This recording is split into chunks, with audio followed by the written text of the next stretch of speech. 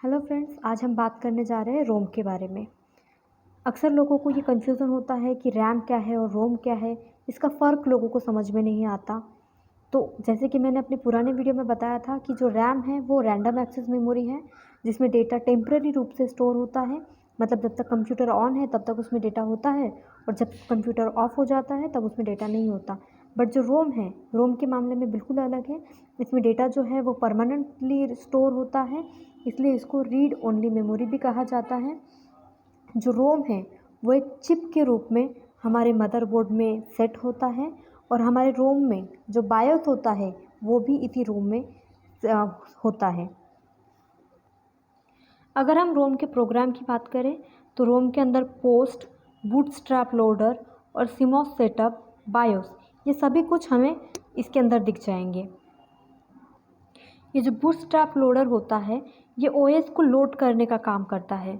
मतलब कि जो हमारा बायोस है वो रोम में होता है, और बिना बायोस के जो ऑपरेटिंग सिस्टम है वो लोड नहीं हो सकती। तो हम ऐसा कह सकते हैं कि बिना रोम के जो ऑपरेटिंग सिस्टम है वो स्टार्ट नहीं हो सकता। और सीमॉस सेटअप में जो सीमॉस की जो सेटिंग होती है, मतलब कि जो हमारा बायोस है वो तो हमारे रोम के अंदर होता है, लेकिन इसकी जो सेटिंग होती है वो इस सीमॉस सेटअप के अंदर होती है। अगर हम रोम के टाइप की बात करें तो उसे बेसिकली 3 कैटेगरीज में डिवाइड किया गया है। और जो फर्स्ट है एम रोम, ये बहुत पुराने टाइम में इस्तेमाल किया जाता था। मतलब कि जो कंप्यूटर के शुरुआती दिन हैं उसमें इसको यूज़ किया जाता था। इसमें जो है मतलब कि जो डेटा है वो सिर्फ एक ही बार राइट किया जा सकता था, दोबारा इसमें कोई डेटा हम राइट नहीं कर सकते थे। जो भी इंस्ट्रक्शन है वो हमें सिर्फ एक ही बार में इसमें जो इंस्ट्रक्शन है वो फिल करने होते थे, उसके बाद हम कुछ भी नहीं कर सकते थे। बट जो डेटा है वो इसमें सिर्फ जो मैन्युफैक्चरर है, जो कंपनी है, वही राइट कर सकती थी, और किसी को राइट करने की परमिशन नहीं थी। और सेकेंड है पी रोम, मतलब प्रोग्रामेबल रीड ओनली मेमोरी। इसमें भी डेटा एक ही बार राइट किया जा सकता है, लेकिन इसमें जो है जो डेटा है वो यूज़र राइट कर सकता है। जैसे कि इसमें जो था, इसमें जो मैन्युफैक्चरर होते थे वही डेटा राइट करते थे, लेकिन इस मामले में अलग है, इसमें यूज़र भी डेटा राइट कर सकते हैं, लेकिन एक ही बार, सेकेंड टाइम इसको राइट नहीं किया जा सकता। इसको जो है बिल्कुल ब्लैंक डिज़ाइन किया गया है, और इसमें यूज़र डेटा राइट कर सकता है। थर्ड जो है वो है erasable programmable read only memory.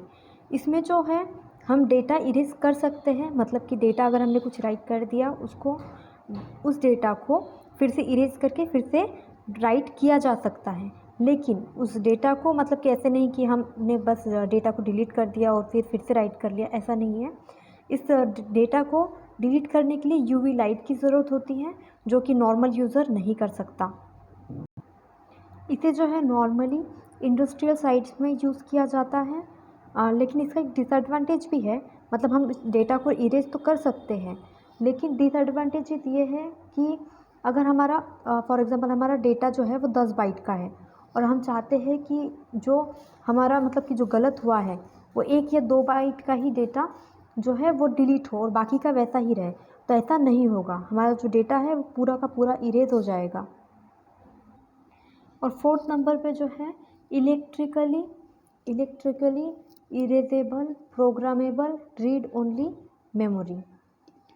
तो इसमें जो होता है कि जो हमारा डेटा होता है हम उसे इलेक्ट्रिकली इरेज भी कर सकते हैं, फिर चाहे वो 1 बाइट का डेटा हो या 2 बाइट का डेटा हो, मतलब जितना चाहे हम उतना इरेज कर सकते हैं और अपडेट भी कर सकते हैं।